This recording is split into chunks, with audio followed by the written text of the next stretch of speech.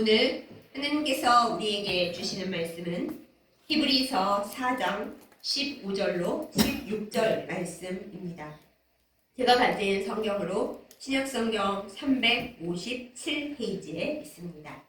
히브리서 4장 15절로 16절 말씀 제가 받들어 읽겠습니다. 우리에게 있는 대제사장은 우리의 연약함을 동정하지 못하실 이가 아니요 모든 일에 우리와 똑같이 시험을 받으신 이로되 죄는 없으심이라. 그러므로 우리는 긍휼하심을 받고 때를 따라 돕는 은혜를 얻기 위하여 은혜의 보좌 앞에 담대히 나아갈 것이니라. 아멘. 기도하시겠습니다. 우리의 모든 것을 아시는 전지하신 하나님 아버지, 이 시간 하나님의 말씀 앞에 다시금 섭니다. 우리의 모든 연약한 것을 주님 앞에 내어놓게 하시고 말씀으로 우리를 비추사 우리를 정결하게 하여 주시옵소서. 이 시간 말씀을 듣는 자와 전하는 자 함께 나누는 우리 모두가 주님 앞에 온전하게 하여 주셔서 하나님께로부터 오는 모든 은혜를 받기에 부족함 없게 하여 주옵소서. 예수님의 이름으로 간절히 기도드렸사옵나이다. 아멘. 전도서 3장에 보면 모든 것에는 때가 있다라고 얘기합니다. 그것을 우리는 타이밍이라고 쉽게 말합니다. 정말 모든 것에는 타이밍이 있습니다.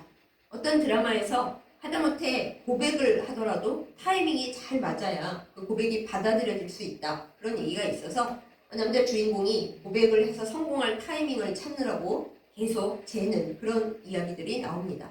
여러분께서 혹시 투자를 하신다면 그것을 팔아야 할 때와 사야 할 때의 타이밍을 굉장히 잘 알려고 노력하실 겁니다.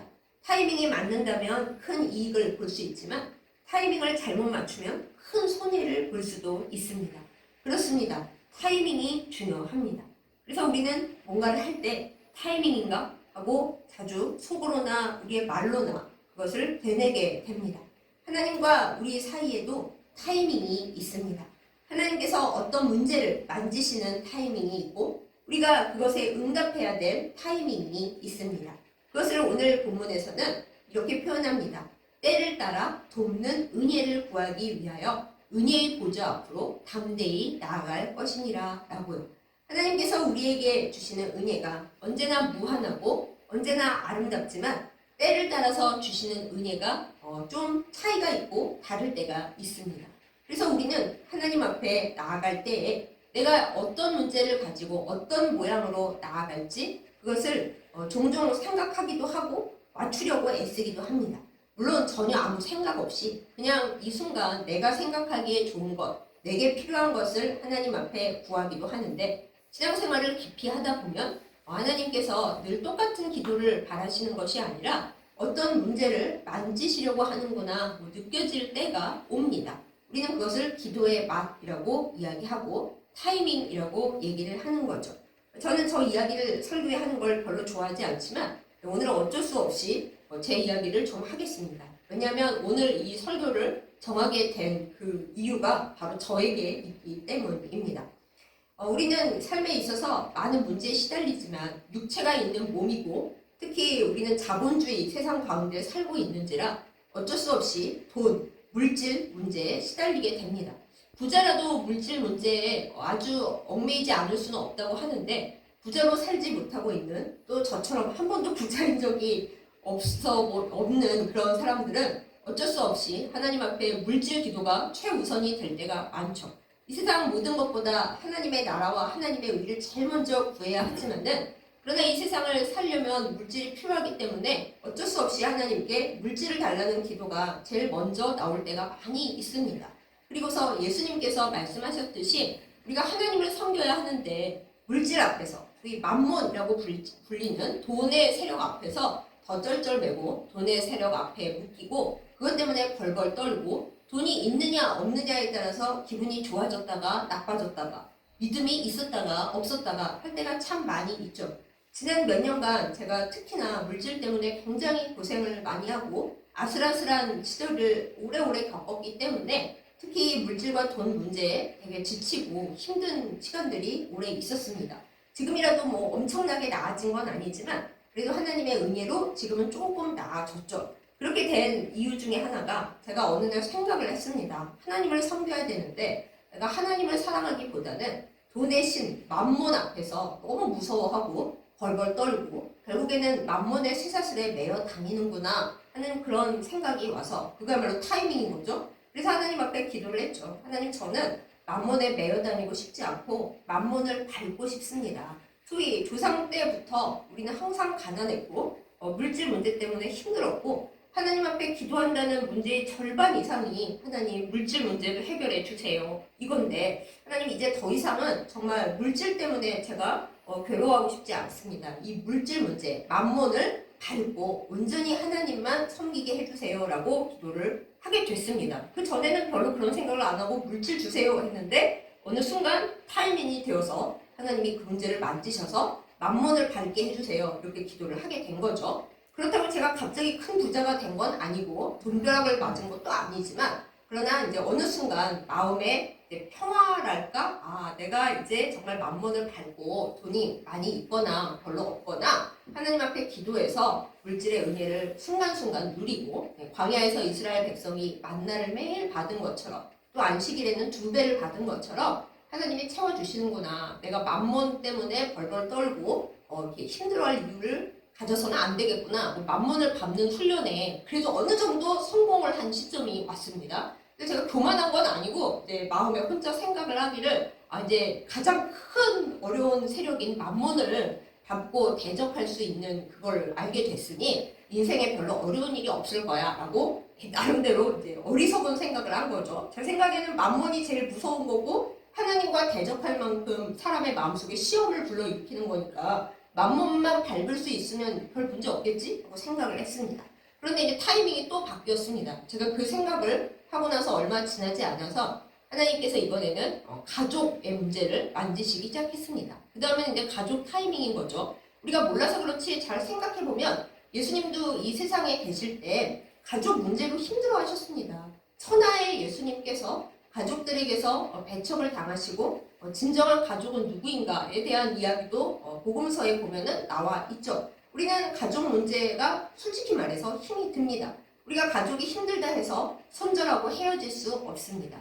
오랫동안 안 볼 수는 있지만 그렇다고 가족이 아닌 건 아니잖아요. 저의 예를 들어서 말씀을 드리자면 저는 가족의 평화를 유지하는 문제에 거의 목숨을 거는 스타일입니다. 그래서 평화를 깨는 것을 되게 싫어하고 제가 평화를 지킬 수만 있다면 저의 감정, 저의 생각, 저의 스타일 그 모든 것을 다 포기해도 평화만 지킬 수 있다면 하는 스타일로 되게 오랫동안 살아왔습니다. 그런데 또 이제 그 맘몬 문제가 끝나고 나니까 하나님께서 만지시면서 저의 생각을 주시기를 네가 그렇게 노력을 한다고 해서 가족의 평화가 지켜지는 것이냐, 그렇게 해서 지킨 평화가 진정한 평화인 것이냐, 그런 생각을 주시더라고요. 그러면서 예수님도 힘들어하셨던 그 생각을 나게 하시고 욥이 재산을 잃은 다음에 그 다음에 던져진 문제가 가족이었다라는 것을 또 기억나게 하셨어요. 저는 욥의 불행 중에서 사실 재산을 잃은 것도 힘들지만은 한꺼번에 10자녀를 사고로 잃었다라는 것에 어릴 때도 굉장히 마음이 아팠습니다. 아니 자식이 한 명 없어져도 얼마나 마음이 아프고 속이 쓰려요. 그런데 10명의 자녀가 단 한순간에 한꺼번에 세상을 떠났다고 생각을 해보세요. 그게 사람이 살 수가 있는 일입니까? 저는 제 생각에는 욥이 당한 불행 중에 그것이 제일 크다고 생각을 했고, 그 다음에 욥의 아내가 욥더러 이럴 바엔 하나님을 욕하고 죽으라 그러잖아요.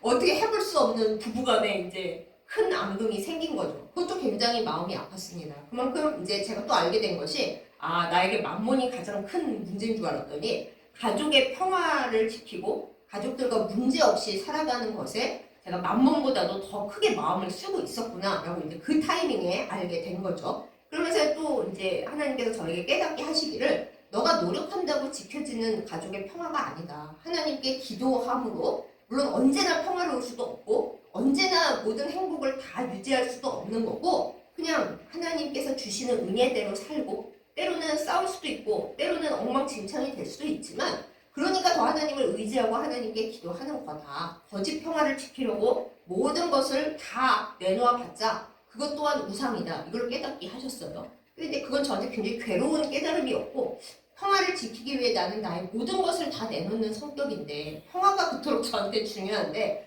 평화롭지 않은 것을 받아들이고 그래도 어쩔 수 없는 거지. 우리는 인간이고 죄인이니까 아무리 가족이라도 안 평안할 때가 있는 거야. 그걸 바라는 내가 우상 숭배하는 거야 라는 걸 인정하기가 되게 힘들었습니다. 그래서 이제 그것도 계속 기도를 하고 있죠.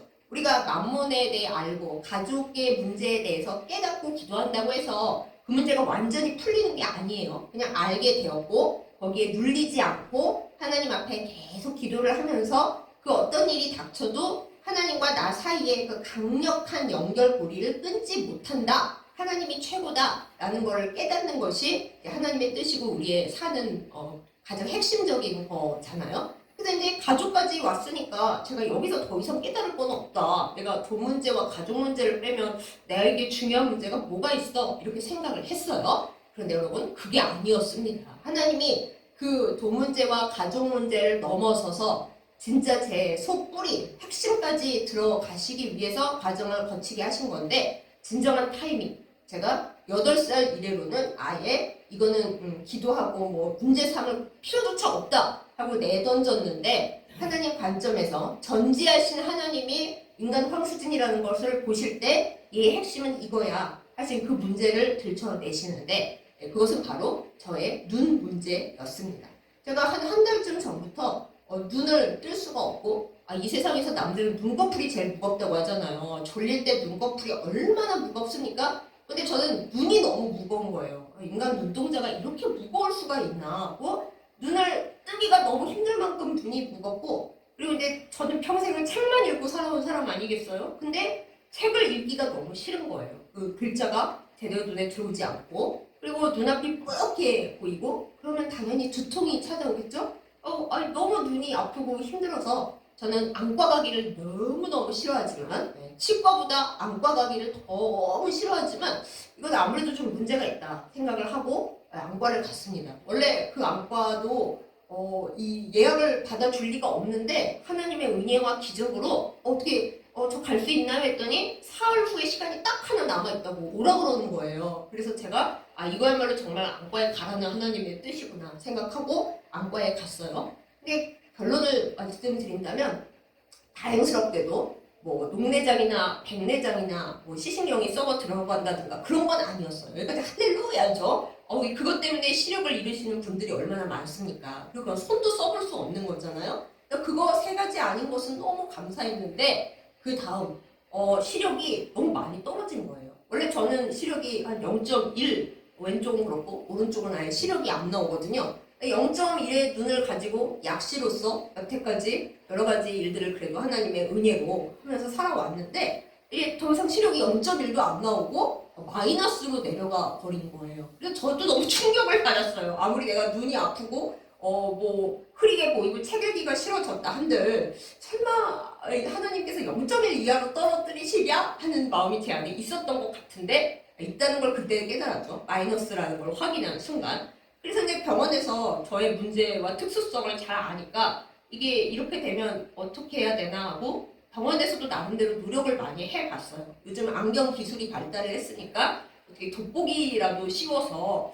이 마이너스로 내려간 시력을 보정해 줄 수 없을까? 병원에서 너무 애썼다는 걸 제가 느낄 정도였어요. 그런데 여러분 어떻게 됐을까요? 아무 소용이 없었습니다. 병원에서 너무 이거 어떻게 하면 좋을까? 마이너스로 내려갔는데 병원에서 해줄 수 있는 일이 아무것도 없다는 사실에 매우 이제 속쓰려 하면서 겨우 병원에서 저에게 해줄 수 있었던 일이 이게 안구 건조증이 심해졌거나 혹은 안구 표면에 문제가 생겨서 그럴 수도 있으니까 망막을 좀 보호해주고 눈을 쉬게 해주는 이제 병원에서만 처방하는 안약을 처방해 주면서 이거라도 잘 넣어보라고 그리고 눈을 쉬게 해주라고 그 말밖에 해줄 수가 없었어요. 그게 우리나라에서 가장 좋은 안과에서 저에게 해줄 수 있는 유일한 일이었다라는 것입니다.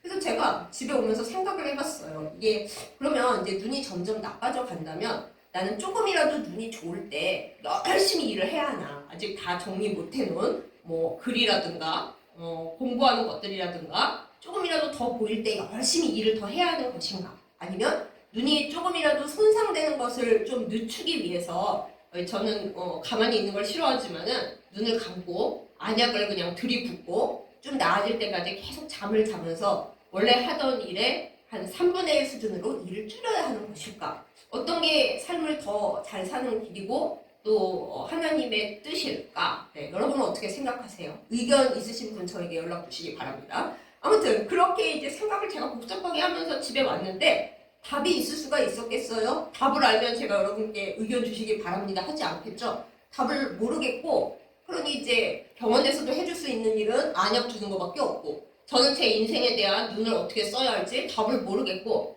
어떻게 해야겠어요? 하나님께 기도를 해야겠죠. 제가 지난주 설교를 괜찮긴 뭐가 괜찮아 했는데 그 설교가 저에게 이제 딱 해당이 된 거죠. 그래서 이제 저는 8살 때 왜 그 이래로 눈 기도를 안 했냐면 사도 바울이 3번 작정 기도한 이후에 하나님이 네 은혜가 너한테 족하다. 네가 연약한 데서 내 은혜가 나타난다 하셨던 것을 제가 8살의 은혜를 받고 아 그래 내가 오래 기도를 해도 하나님이 여기서 눈을 더 좋게 안 해주신다면 그러면 은혜를 감사히 여기고 여기서 최선을 다해 살고 잘 해야지 딱 한 이래로는 별로 제 눈에 대해 기도를 해본 적이 없어요. 그런데 이제 이런 상황이 되니까 기도를 안 할 수가 없잖아요. 세상 어떻게 살아야 되는지라도 하나님께 여쭤봐야 되지 않겠어요? 그래서 8살 이래로 처음으로 진짜 딱 한 가지 제 눈의 상황을 가지고 하나님께 기도를 하게 되었습니다. 이게 바로 타이밍인 거죠. 하나님이 진짜 만지시고 싶었던 저의 가장 핵심적인 문제는 만몬의 문제를 거쳐 가족의 문제를 지나 그 다음은 제 눈이었던 거죠. 모르겠어요. 여기서 더 하나님이 깊이 만지실 문제가 있는지 제가 아직 알 수는 없지만 솔직히 말씀드리자면 이것이 가장 제 깊은 곳에 감춰져 있는 문제였고 그 눈의 문제는 아예 제가 그냥 속에 깊이 파묻고 꺼내 보지도 않은 채로 그 다음에 이제 가족과 물질 문제를 가지고 그 위에 쌓아놨구나 이거를 깨달았고 그 다음에 하나님께서 거꾸로 이렇게 손을 대기 시작하시는구나. 그래서 이제는 눈에 대해 기도할 타이밍이 온 거구나 깨달았습니다. 이렇습니다, 여러분. 하나님께서 우리의 문제를 만지실 때 그냥 아무거나 찔러보시는 게 아니거든요. 우리가 감당할 수 있을 만큼 잘하면 하나님은 우리의 삶에 그냥 핵심적으로 하나님과 우리 사이를 방해하는 문제들에 대해 하나씩 그것을 만지시는데 그게 바로 타이밍입니다. 오늘 말씀 본문을 볼까요? 우리에게 대제사장이 계시다고 했습니다. 바로 예수님이시죠. 예수님은 본인을 어린 양으로서 하나님 앞에 드려서 영원한 속죄 제물이 되셔서 우리의 죄를 사해 주셨을 뿐만 아니라 우리의 모든 문제와 죄를 하나님 앞에 올려드리는 대제사장이십니다. 지금도 하나님 보좌 우편에 앉으시거나 서셔서 우리가 올려드리는 모든 문제를 하나님 앞에 변호해 주시고 이야기해 주시고 답을 받아주시는 분이 예수님이시거든요. 그러니까 우리가 기도 열심히 하고서 내 이름으로 기도합니까? 아니에요. 다 한 다음에 예수님의 이름으로 기도합니다. 이렇게 올려드리잖아요. 우리는 문제가 많고 죄인이고 애써 보았자 거기서 한계가 있기 때문에 죄는 없으신 오늘 본문에 있죠. 모든 시험을 우리가 똑같이 사람으로서 겪으셨지만은 죄는 없으신 우리의 대제사장이신 예수님의 이름으로 하나님 아버지께 올려드리는 겁니다. 그러면 죄는 없으셔서 우리의 문제를 올려주시지만 그러나 우리가 똑같이 모든 형편을 다 겪으신 예수님께서 하나님 아버지께 변호해 주시면서 대신 얘기해 주시는 거죠. 하나님 아버지는 영이시고 완벽한 정의로우신 공의로우신 하나님 아버지시기 때문에 우리의 문제를 죄를 보시고 허물을 보시고 악을 보시지만은 그러나 예수님은 우리의 형편을 아세요. 세상에서 살아보니까 아버지 그게 그렇게 간단한 일이 아닙니다. 불쌍히 여겨주십시오. 그래서 우리의 불쌍함을 아시고 또 우리를 불쌍히 여겨주십니다. 그걸 우리는 긍휼이라고 해요. 예수님은 우리를 불쌍히 여겨주시면서 우리의 연약함을 동정하시면서 하나님 아버지께 우리의 문제를 올려주시는 분이 예수님이십니다. 그러니까 우리가 이 세상에 의지할 사람이 아무리 하나도 없어도 이 세상 의사들이 나를 포기하는 순간에도 예수님만은 의지할 수 있는 거죠. 예수님 온 세상이 저를 포기하고 사실은 저 자신도 저를 포기하는데 예수님만은 저를 포기하지 않으신 것을 저는 믿고 알고 있습니다. 그러니 예수님의 이름으로 이 문제를 올려드리니까 주님께서 해결해 주십시오. 그야말로 해결 부탁드립니다. 하고 올려드리는 거죠. 그래서 이 예수님께서는 우리에게 그 타이밍마다 맞는 은혜를 내려주시기 위해서 항상 하나님 아버지와 우리 사이에 서 계세요. 그렇기 때문에 오늘 본문 그대로 때를 따라 돕는 은혜를 얻기 위하여 은혜의 보좌 앞으로, 우리 혼자 골방에 앉아서 머리를 싸매고 하고 나 이제 어떻게 살아? 이래가지고는 해결이 안 되고, 하나님 해결이 안 됩니다. 세상이 우리를 어떻게 해줄 수가 없고 뭐 타이밍이라 그러시는데 제가 이 문제를 어떻게 할 수가 없어요 하면서 그걸 가지고 은혜의 보좌 앞으로 하나님 아버지가 계시고 예수님께서 옆에 서 계신 그 은혜의 보좌 앞으로 담대히 뭐 그냥 쭈글스럽게 아이고 하나님이 이 문제 만져주실까? 내가 여지껏 기도 안 하다가 여지껏 이 문제 손 안 대다가 이제서야 하나님 저 주섬주섬 아유 이거 어떡해요? 하고 이제서 가져가면 하나님이 그동안 뭐 했냐? 그러시진 않을까라는 그런 생각 없이 하나님이 지금 타이밍이라고 이 문제를 건드리시는데 이때구나, 이때라, 주의 은혜 받을 때가 이때라 찬송가에 있잖아요. 말씀에 듣고 그것을 가지고 은혜의 보좌 앞으로 담대히 나아갈 때 그때가 바로 해답을 얻을 타이밍이라는 것입니다. 여러분의 삶 가운데 지금 여러분은 어떤 타이밍을 가지고 계십니까? 하나님께서 너 지금 이 문제를 해결하지 않으면 안 돼. 그래가지고서는 너는 온전해질 수가 없어 라고 자꾸만 쿡쿡 쑤시시는 문제가 여러분께 뭐가 있습니까? 여러분 중에 이제 내가 살아있는 날이 앞으로 살아갈 날이 살아온 날보다 얼마 없을 것 같다. 그런데 나 하나님 앞에서 진짜 영원한 생명을 얻었나? 나 천국에 가면 내 집이 있고 하나님께서 생명의 면류관 이외에 잘했다, 충성된 종아, 너 진짜 애썼구나 하고 주실 그 상이 나는 있을까? 라는 두려움이 혹시 계속 있으신가요? 그렇다면 하나님께서 그 문제를 해결하라고 만지시는 겁니다. 하나님, 저는 평생 하나님을 믿었는데 솔직히 이 세상의 것을 사느라 너무 힘들어서 하나님 나라에 가서 살 거는 별로 생각을 안 해봤습니다. 근데 하나님, 제가 하나님 나라에 갈 수 있다는 그 구원의 확신을 저한테 확실히 있게 하시고 하나님 나라 가서 이 세상에서 고생하고 산 거 다 잊어버리고 더 잘 살 수 있다는 그 기쁨의 확신이 제 안에 있기를 원합니다. 지금 주님이 그 문제를 저에게 얘기하시는군요 하고 우리가 기도를 해야겠죠. 또 이제 저의 아까 맨 처음 이야기처럼 물질 문제가 우리가 너무 힘들어요. 내가 하나님 앞에 기도하는 양을 봤더니 다른 문제 별로 없고 다 하나님 앞에 돈 달라는 얘기밖에 없다. 그렇다고 하나님이 그래 하고 온전하게 해결해 주시는 것도 별로 없다. 그러면 이제 그 문제를 하나님 앞에 이야기할 타이밍인 거죠. 주님 돈 주세요 하고 지금 당장 진통제만 내놓으세요. 그건 의미가 없어요. 의사 되신 예수님께서 야야 진통제만 먹는다 죽는다 그러지 말고 핵심을 타서 엑스레이를 찍고 CT를 찍고 MRI를 찍어서 정 안 되는 문제는 수술을 하자야. 이렇게 얘기하시는 게 바로 타이밍인 거거든요. 그래서 내 기도를 살펴보고 나 맨날 돈 문제 가지고 기도하는데 하나님이 해결 별로 안 해주신다? 그러면 이 문제를 가지고 내가 하나님 앞에 간절히 기도할 타이밍이구나 하고 우리가 알아듣기를 원합니다. 그래서 돈 달라고 하는 급처방전이 아니라 하나님 제가 만몬에게 매여 살면서 하나님을 두려워하지 않고 만몬에게 벌벌 떨고 하나님이 주신 기쁨은 별로 중요하지 않고 만몬이 나에게 주는 기쁨만 거기에만 목숨을 걸고 살고 있습니까? 그렇다면 주님 정말 제가 문제 심각합니다. 이 문제를 만지시고 제가 만몬을 밟으면서 그 만몬 뭐 무서워하면서 만몬을 밟으면서 살게 해주십시오. 하늘로부터 돈벼락이 내리지 않고 로또가 맞지 않는다 해도 제가 만몬 따위쯤이야 하나님이 계시는데 매일매일 채워주시는 거지 않고 밟고 살 수 있도록 주님 이 문제를 만져주십시오. 그거를 말씀드릴 타이밍이라는 거죠. 근데 가족 때문에 우리가 너무 힘들다. 사실 가족 때문에 힘들어요. 여러분 중에 가족 때문에 안 힘든 분 있으시면 정말 복 받으신 거고 대체로는 어떤 문제로든 가족 때문에 힘이 듭니다. 내가 평화를 지키느라 힘이 들든지 가족하고 너무 안 맞아서 힘이 들든지 아니면 가족이 너무 나빠서 진짜 객관적으로 너무 나빠서 내가 힘이 들든지 하여튼 힘이 들어요. 예수님도 힘드셨으니 우리는 슬퍼하지 않아도 돼요. 예수님도 힘들어하셨는데 우리가 그 대신 기도해야 되는 거죠. 하나님 가족 때문에 너무 힘이 들고 제가 아무리 애쓰고 노력하고 최선을 다해도 어렵습니다. 가족을 사랑하지만 가족이 우상이 되지는 않게 해주시고 가족 때문에 괴로울 때 기도를 해야지 어떤 졸고 하고 머리 싸매지 않게 해주시고 예수님은 가족 때문에 힘드셔서 이 문제 아시잖아요. 이 문제를 좀 잘 제가 잘 주님 앞에서 다룰 수 있도록 지혜를 주시고 분별을 주시옵소서.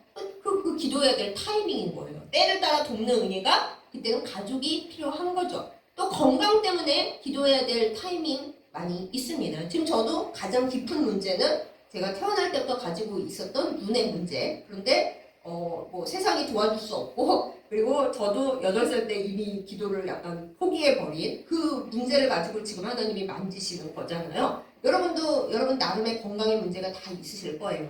연세가 들어가시는 분은 나는 내 몸은 영원할 줄 알았고 내 정신력은 영원할 줄 알았는데 몸이 약해지고 여러 군데 아프니까 아이고 정신력은 무슨 정신력이에요. 몸이 편치 않으면 정신력이 듣지를 않습니다. 이게 과학이에요. 그러니 우리가 하나님 앞에 기도하죠. 주님, 저는 제 몸을 믿고 살아왔고 이 한 몸 믿고 살아왔는데 나이가 들어가니까 여기저기 아프고 병원 가면 노화예요. 그러니까 답이 없답니다. 저 어찌합니까? 주님, 이 몸 건강케 해주셔서 모세가 이 세상에 사는 동안에 그래도 정정하게 살았던 것처럼 저도 하나님 나라 가기 전까지 정정하게 해주시고 이 건강 내 즐거움이나 내 혈기를 위해 쓰는 것이 아니라 하나님 나라와 하나님의 의를 구하는 데 쓰겠사오니 건강하게 해주십시오. 이게 우리가 기도해야 될 타이밍인 거죠. 연세가 들수록 사실은 이 기도가 중요하다고 봅니다. 아프니까요. 아픈데 나 서럽다.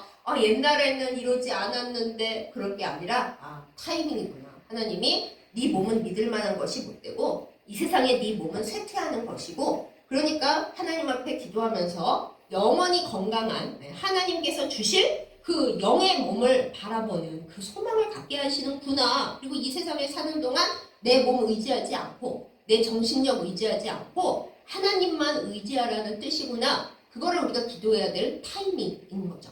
사랑하는 여러분은 지금 어떤 타이밍 속을 살고 계십니까?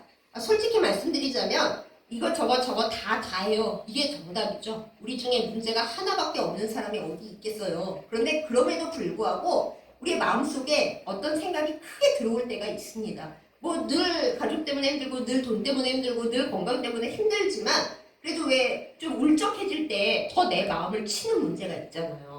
나 오늘 너무 내 건강 때문에 마음이 많이 힘들고 유난히 몸이 아파서 잠을 못 이룬다. 그런 날은 이제 그게 하나님 앞에서 핵심이고 알맹이고 타이밍인 거죠. 그럴 때 그 문제만 놓고 더 세밀하게 더 깊이 하나님과 나만 아는 기도의 골방에 들어가서 아뢰면 그것이 씻은 듯 부신 듯 낫지는 않는다 하더라도 하나님과 나 사이에서 그 문제를 어떻게 바라보고 어떻게 해결해야 할지 답이 나오게 됩니다. 그리고 이제 제 경험으로 봐서는 하나님과 나 사이에 어느 정도 답이 나오잖아요. 그러면 내가 생각하는 완벽한 해결은 아니더라도 하나님께서 해결책을 주세요. 왜요? 예수님께서 우리의 대제사장이 되셔서 우리를 너무 불쌍히 여겨주시고 우리의 사정을 다 아시고 하나님 아버지께 아버지 제 저렇게는 살 수 없으니까 도와주세요 말씀드려 주셔서 우리에게 살아갈 수 있을 만큼의 은혜를 주시기 때문입니다. 우리가 욥을 잘 알고 있죠. 제가 아까도 잠시 언급했지만 욥이 죄를 지어서 그 어려움을 당한 거 아니에요. 욥은 맨 처음에는 하나님이 자랑하시는 의인이었으나 스스로 고백하기를 자기는 하나님에 대해서 듣기만 했다. 그러니까 진정으로 체험된 그게 은혜와 신앙이 아니라 하나님에 대해서 귀로 듣기만 하는 신앙으로 살았어요. 그래도 의인으로 열심히 잘 살았는데 하나님이 뭐 사단에게 왜 굳이 착한 욥을 시험해 보라고 막 허락하셨냐 우리는 화가 나고 섭섭하지만 하나님은 욥의 어떤 그 알맹이를 만지실 타이밍이라고 생각하셨던 거죠. 우리는 모르지만. 그래서 이제 제가 아까 얘기한 거랑 대충 과정도 비슷해요. 맨 처음에는 재산이 날아갔어요. 그 다음에는 가족이 문제가 생겼어요. 그 다음에는 건강 문제가 생겼죠. 거기서 하나 더 있는데 가장 믿고 의지하고 선하다고 생각했던 친구들이 어떻게 저렇게까지 공격을 하지? 싶을 정도로 욥을 괴롭혔어요. 인간관계의 문제죠.